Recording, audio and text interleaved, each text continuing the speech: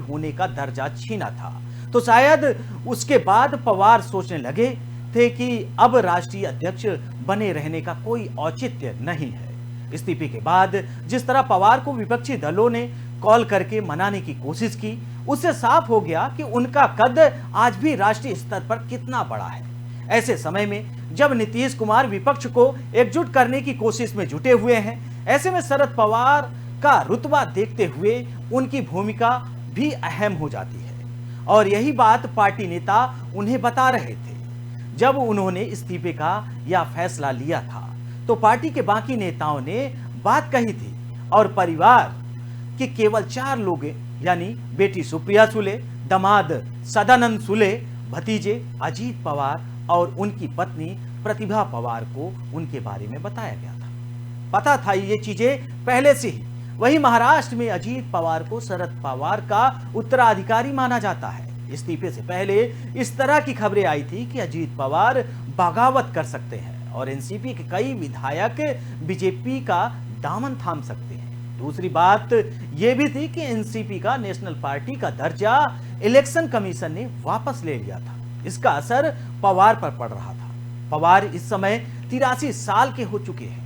वहीं ऐसी स्थिति में अगर वह पद पर बने रहते हैं और पार्टी में फूट पड़ती है तो शिवसेना वाली हालत हो सकती थी, जिससे पवार की इमेज पर काफी फर्क पड़ सकता था।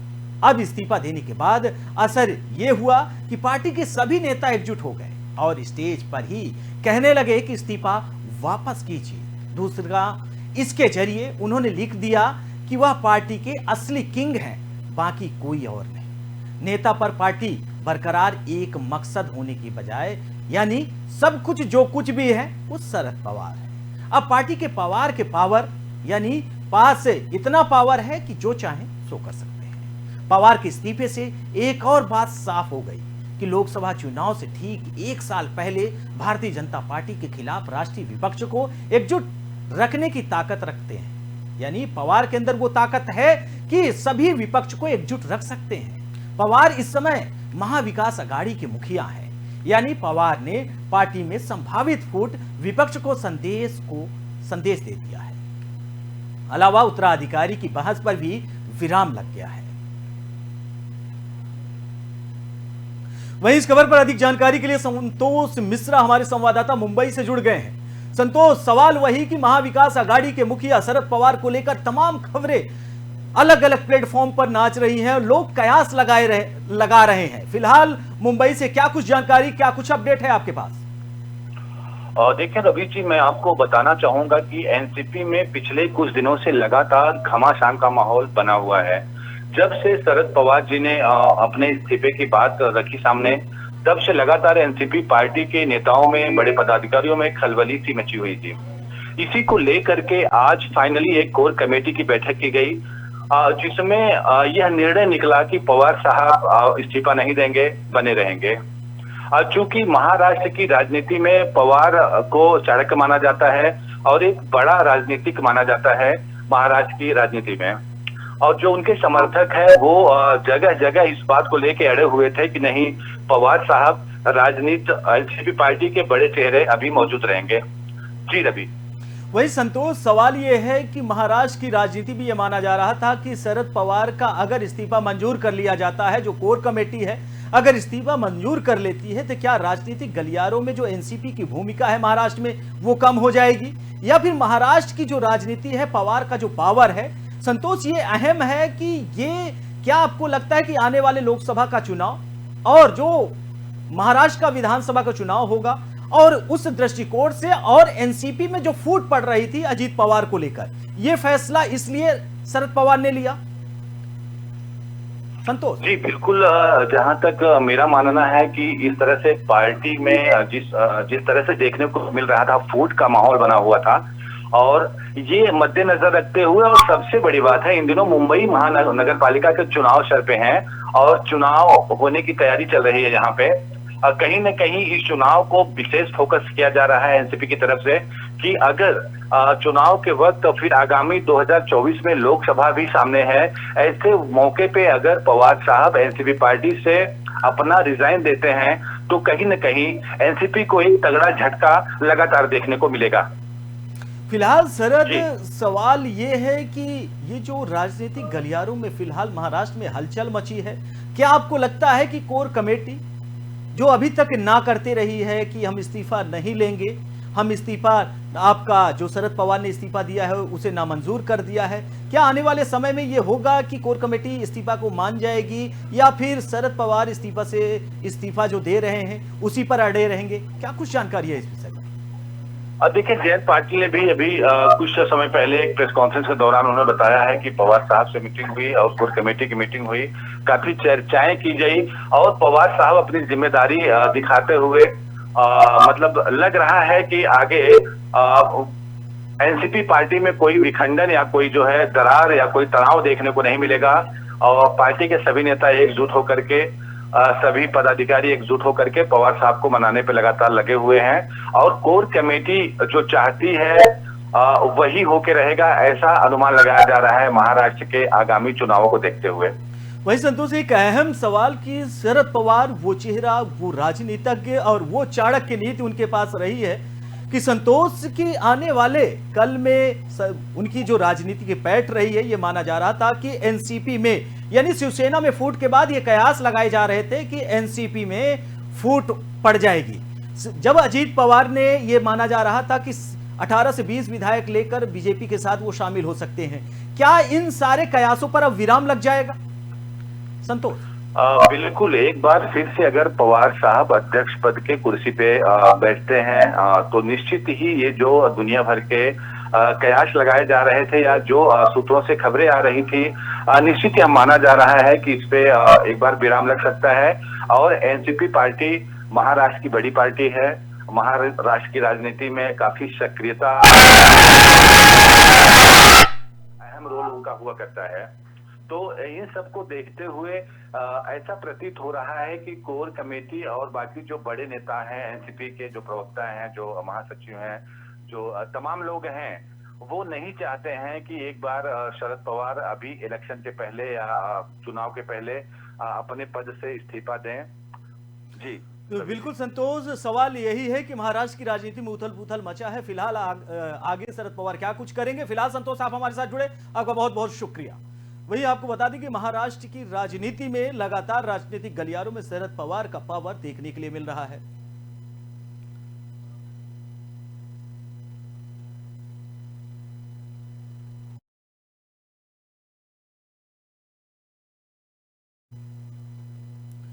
वहीं बढ़ते हैं अगली खबर की ओर, जहां मुरैना के लेपा भड़ोसा गांव में शुक्रवार सुबह परिवार के 6 लोगों की गोली मारकर हत्या कर दी गई। पुलिस ने बताया कि गांव के 2 परिवारों के बीच पिछले 10 साल से रंजिश चल रही थी। इसके चलते ही शुक्रवार को एक परिवार ने दूसरे परिवार पर फायरिंग कर दी और 3 पुरुष 3 महिलाएं इस कांड में मारी गई। वहीं सभी एक ही परिवार के हैं। 3 लोग घायल हैं। इसी गांव के रविंद्र सिंह कांग्रेस विधायक है। मुरैना में हुए हत्याकांड का वीडियो सामने आया है। वहीं इसमें हमलावर लोगों को लाठियों से पीट रहे हैं। कुछ लोग बंदूक और लाठियां लेकर सड़क पर खड़े हैं। इसी बीच एक युवक आता है और एक के बाद एक 9 लोगों को गोली मार देता है। गोली लगने के बाद सभी लोग जमीन पर गिर पड़ते हैं। घटनास्थल पर बच्चे भी थे, जिन्हें एक महिला ने आवाज लगाकर घरों के अंदर बुला लिया। इस महिला की आवाज भी वीडियो में आ रही है। आपको बता दें कि वारदात के बाद आरोपी गांव से भाग गए। फायरिंग से लैस आपको बता दें कुमारी पत्नी वीरेंद्र सिंह, बबली पत्नी नरेंद्र सिंह तोमर और मध कुमारी पत्नी सुनील सिंह तोमर, गजेंद्र सिंह पुत्र बदलू सिंह और सत्य प्रकाश पुत्र गाजेंद्र सिंह व संजू पुत्र गाजेंद्र सिंह। यानी वही घायलों में विनोद सिंह पुत्र सुरेश सिंह तोमर और वीरेंद्र पुत्र गाजेंद्र सिंह।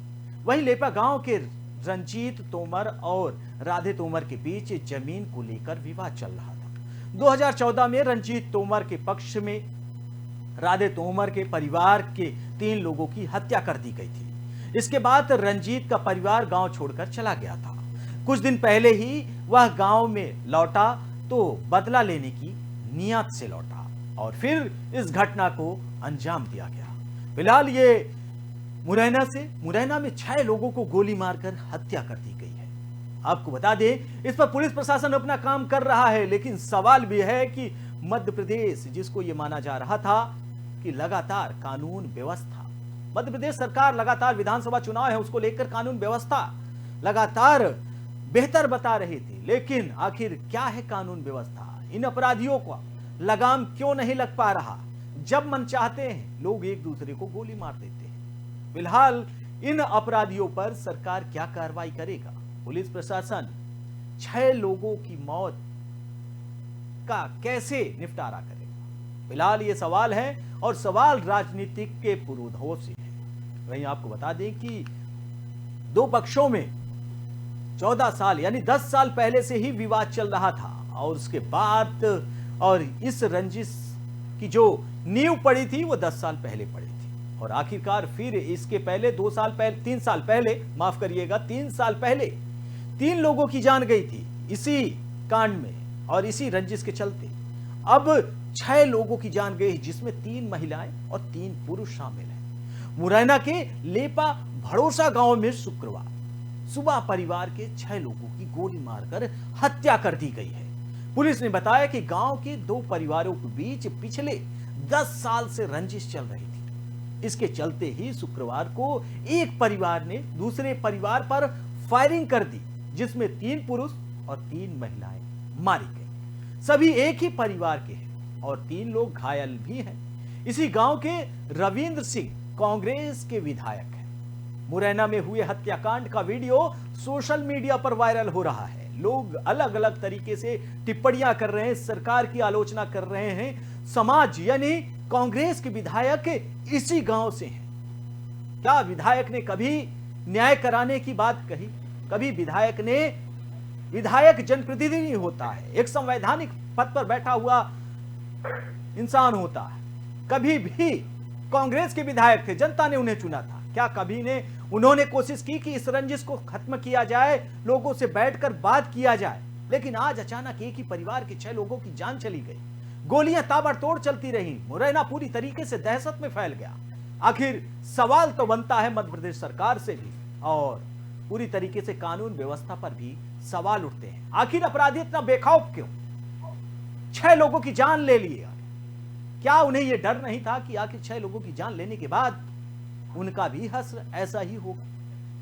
लेकिन अपराधी अपने बेखौफ अंदाज को आज पूरी तरीके से रंजिश को आज वो अंजाम देते हुए, उन्हें यह लग रहा है कि हमने बदला ले लिया, हमने बहुत बड़ा काम किया।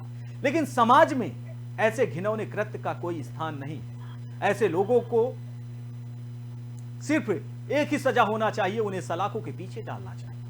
वहीं मुरैना में हुए हत्याकांड का वीडियो वायरल हुआ है। वहीं आपको बता दें कि लगातार इस खबर को लेकर लोगों की प्रतिक्रिया भी सामने आ रही है। लोग तरह तरह से बातें भी कर रहे हैं। वहीं इसी खबर पर अधिक जानकारी के लिए राजीव शर्मा वरिष्ठ पत्रकार के रूप में हमारे साथ जुड़ चुके हैं। राजीव जी, सवाल वही कि लगातार जिस कानून व्यवस्था को लेकर सरकारें दावा करती है, ऐसा लगता है कि विधानसभा चुनाव नजदीक है, उनसे बेहतर कोई दूसरी पार्टी नहीं कर सकती। लेकिन आज उसी कानून व्यवस्था की धज्जियां उड़ी हैं। मुरैना में 6 लोगों को ताबड़तोड़ गोलियों से भून दिया गया, और 6 लोग यानी 3 महिला और 3 पुरुष इसमें मारे गए। क्या कुछ कहेंगे आप? देखिए रवि जी, कुछ दिन पहले, 3-4 साल पहले, तो वैसे भी हमेशा हमारे देश के प्रधानमंत्री माननीय मोदी जी दावा करते रहते हैं कि देश सुरक्षित हाथों में है। अब समझ में नहीं आता कि देश कैसे सुरक्षित हाथों में है। मध्य प्रदेश में घटना हुई है, 6 लोगों को भून दिया, मार दिया गया, गोलियों से भून दिया। अब पिछले हफ्ते की बात है, अतीक अहमद उसके लोगों को, जो है उसके भाई को, अशरफ को पुलिस कस्टडी में गोलियों से भून दिया गया था। तो कानून व्यवस्था कहाँ है? अपराधियों के हौसले कितने बुलंद हैं, लॉ एंड ऑर्डर बिल्कुल ध्वस्त है, और सरकारें दावा करती रहती हैं कि बदमाश हमारे साम्राज्य आया है, गुंडा राज छोड़ करके या तो पलायन कर दे या ऊपर भेज दिए गए। उधर जो शिवराज सिंह चौहान है वो दावा करते हैं कि हम गुड गवर्नेंस का, तो गुड गवर्नेंस में क्या एक एक जगहों पे 6 आदमी एक दिन में दिन दहाड़े इस तरीके से मार दिए जाते हैं, हत्या कर दी। क्या ये गुड गवर्नेंस है? ये तो गुड गवर्नेंस नहीं हो सकती है बिल्कुल भी।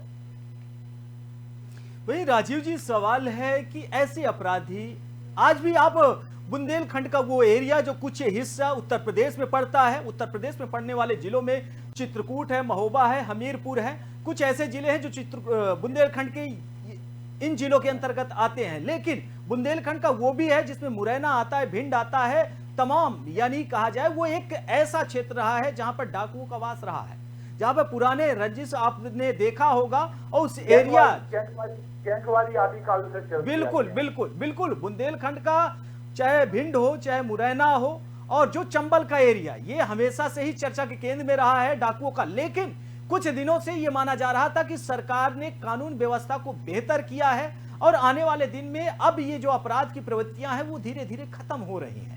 लेकिन मध्य प्रदेश सरकार विधानसभा चुनाव है, जिस कानून व्यवस्था को लेकर मामा ये कहते हैं कि अगर कोई भी अपराधी अपराध में घुसेगा, अपराध को अंजाम देगा, उसकी एक ही सजा होगी, मौत या सलाखों के पीछे।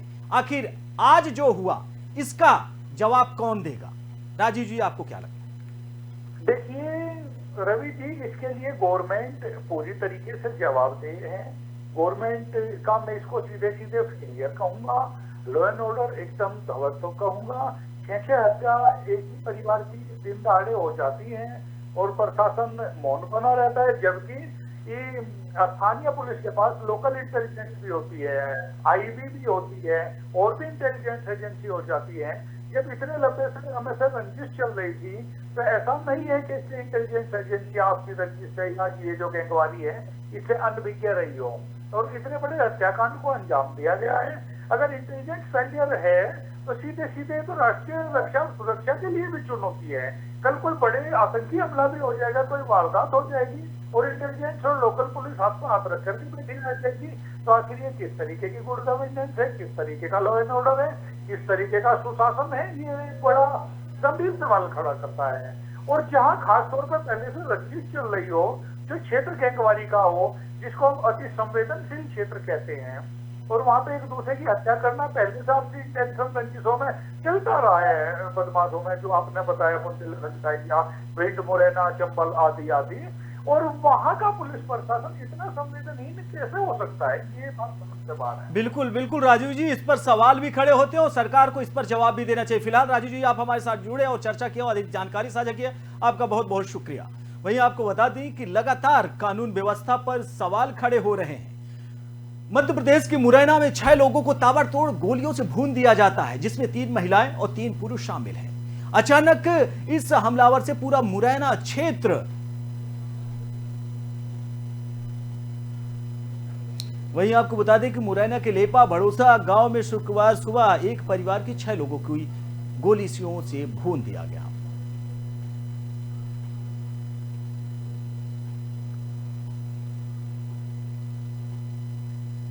तो फिलहाल इस बुलेटिन में हमारे साथ इतना ही। बाकी देश दुनिया की तमाम बड़ी खबरों से जुड़ने के लिए देखते रहिए ओंकार। नमस्कार।